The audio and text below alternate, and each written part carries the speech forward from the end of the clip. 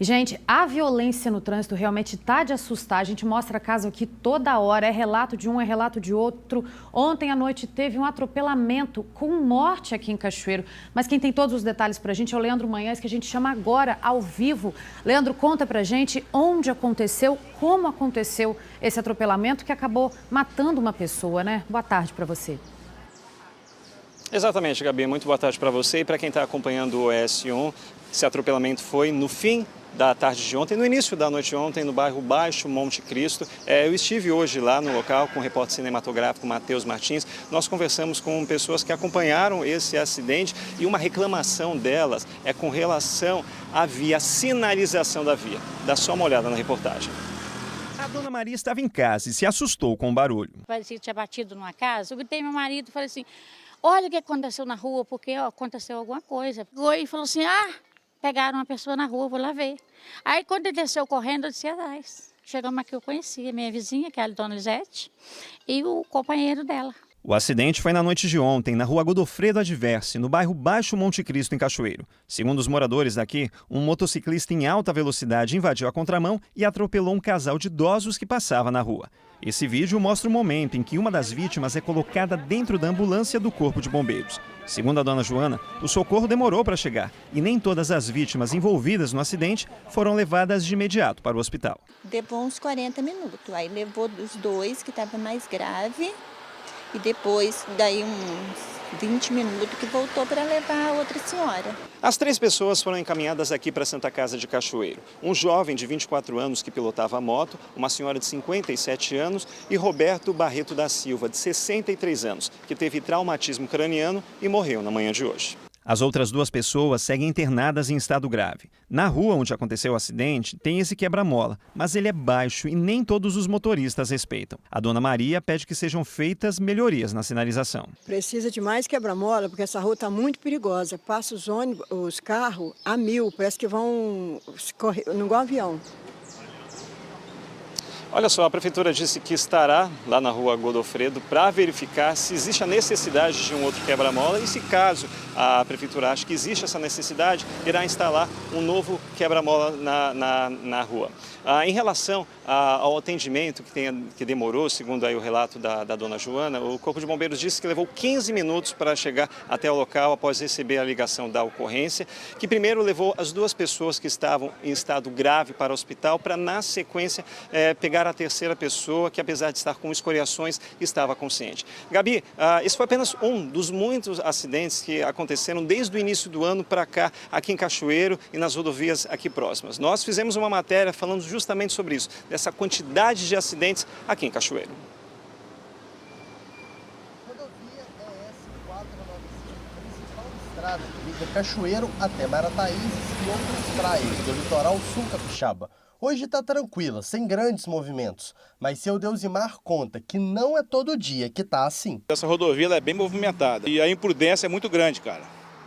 A imprudência é muito grande, infelizmente, aí leva o acidente. Infelizmente, seu Deusimar está certo. No último domingo teve um acidente aqui na rodovia. O carro capotou, um homem ficou ferido e não soube informar as causas do acidente.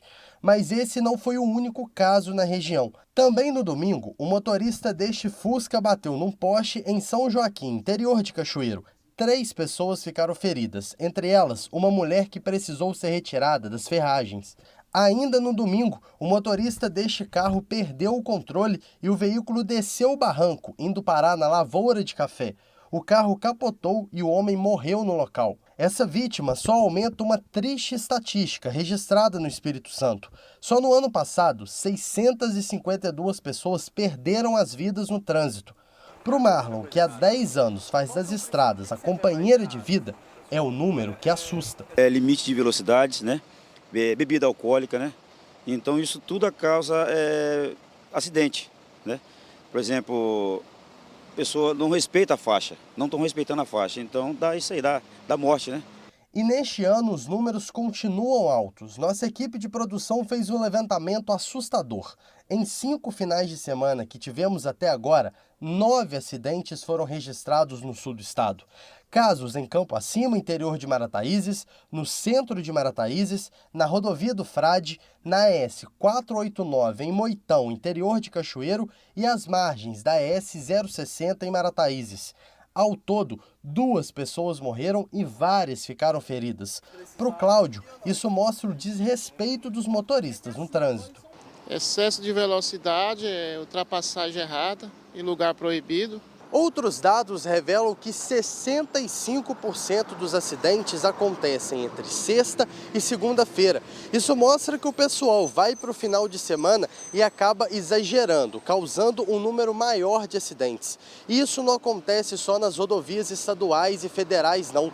Dentro das ruas de Cachoeiro, o número de acidentes também é alto. Só em janeiro foram registrados pela Polícia Militar 174 acidentes. E olha que foram feitas 54 operações de trânsito, onde 819 pessoas e 569 veículos foram abordados. 201 autos de infração foram feitos, 23 carteiras de habilitação recolhidas e 4 pessoas presas. Para o coordenador de policiamento, beber e dirigir ainda é a principal causa dos acidentes. Apesar da PM ter a fiscalização rígida nesse sentido de combater a embriaguez, também de modo preventivo, a orientação que é feita em escolas, através do PROERD, de criar essa conscientização no indivíduo desde a tenra idade, de trazer essa conscientização para ele, ainda assim acontece com frequência maior do que a gente gostaria. E o que cada um pede é conscientização, para que as viagens sejam cada vez mais seguras. Dirigir com responsabilidade, prudência, sabendo que estou dirigindo para mim e para o outro. Pessoa que pega esse veículo aqui, isso aqui que a pessoa que não sabe dirigir, isso aqui se torna uma arma. Então, a pessoa está armada, tem muitos armados na estrada aí, então não estão sabendo conduzir esse veículo, Olha só, para falar sobre esse assunto, nós estamos aqui com o Sebastião Francisco, ele é psicólogo. Muito boa tarde, bem-vindo ao S1. Nós falamos agora, desde o início do jornal, só de acidentes. Por que as pessoas ainda são tão imprudentes e desrespeitam tanto as leis de trânsito? Bem, em primeiro lugar, boa tarde a todos que nos ouvem. Essa questão que pode ser abordada tanto na área da psicologia, como no meio social, em que todos nós, como cidadãos, convivemos, está numa base da educação. Muito dessas pessoas que são condutores de veículo iniciaram talvez precocemente dirigindo sem uma orientação prévia ou até mesmo ao lado de pessoas irresponsáveis.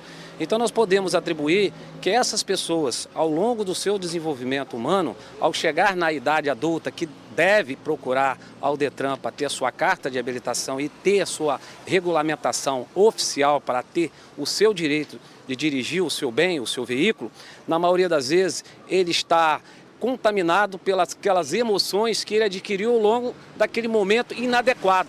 Com isso, a gente atribui um pouco dessas falhas em que a máquina ela não é devidamente respeitada pelo aquele indivíduo na qualidade de condutor. Nós podemos atenuar 2 fatores, o erro e o desrespeito às leis de trânsito. O erro ele está, psicologicamente falando, na questão neural. Nós, como sujeito, erramos determinados momentos quando a gente está cometendo algumas imprudências. Digamos, atendendo o celular, dirigindo, sob efeito de dependência química ou de álcool. Nesse momento em que você precisa ter percepção, no momento em que você encontra com um obstáculo que necessita de você parar o veículo, você comete uma falha. Isso é um erro. O senhor falou sobre as motivações, desses acidentes, possíveis motivações. O que é possível fazer agora? Bem, nesse primeiro momento, eu vejo que precisa uma reeducação para essas pessoas que são flagradas devidamente através das autoridades de trânsito, fazer com que essas pessoas entendam que não só estão tirando a vida do outro, como também estão colocando a sua vida em risco e muitos deles estão ficando mutilados e até mesmo sem condições de andar ou até mesmo de se locomover. Tá certo, então muito obrigado pela participação do senhor aqui no S1. É isso, Gabi, quem for pegar o carro, quem for pegar a estrada, né, tem que pensar que não está dirigindo só para si, mas tem que respeitar as outras pessoas também. Segue com você no estúdio.